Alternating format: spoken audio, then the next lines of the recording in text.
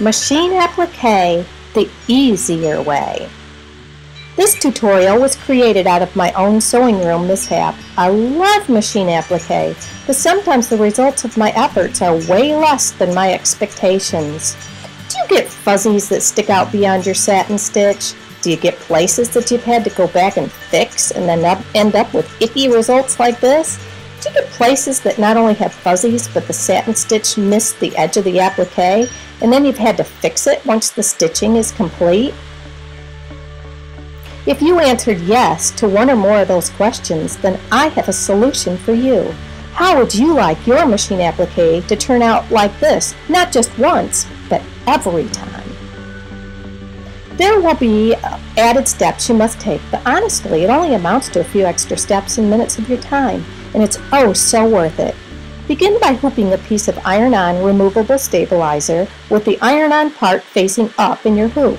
You also can use light heat and bond. Load up the applique design in your machine and use plain white sewing thread.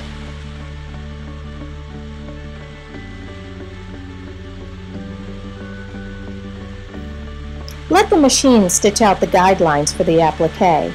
You will need to skip through some of the sewing steps in order to accomplish this. Cut out each portion of the applique and iron the stabilizer onto the wrong side of the fabric you're using for the applique. Repeat previous step for all pieces of the applique.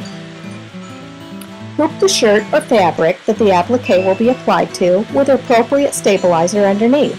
Allow the machine to stitch the guidelines for the applique. Place your already cut applique on top of the stitched guideline.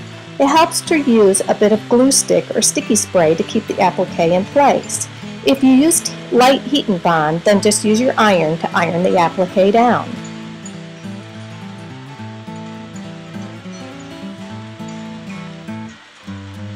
Repeat previous step for each portion of the applique. It makes it so much easier to not have to remove the hoop from the machine to clip around the figures. It's already done. Beautiful! Continue stitching and just let the machine do its magic. Uh-oh! What do you do about this? More often than not, you'll end up with the outline stitch going a bit beyond the embroidery, or the fill stitch didn't fill in as nicely as you thought it would. You have two choices here. Back up the machine and stitch over those places again to fill it in thicker, or get you some Sharpies. I'm totally serious. Get some Sharpie permanent ink markers that come in a wide variety of colors to match just about all the basic colors of machine embroidery thread that you would use. Just color away those places where the under fabric is showing through. It's magic. Comparison 1. What a difference little Sharpie marker can make. The best part is that it's permanent. It's not going to wash away. Comparison 2. What a difference a few added steps makes between the traditional method and my easier way.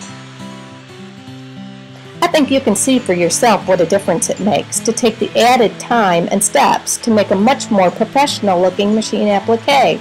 If you think about it, it really doesn't take any extra time because you're saving time by not having to remove the hoop from the machine after each applique figure is stitched to cut around it.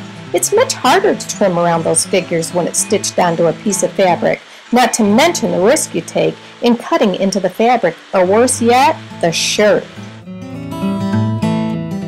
That's all there is to it. I hope you enjoyed this tutorial. For more sewing tutorials, please visit my website and my blog.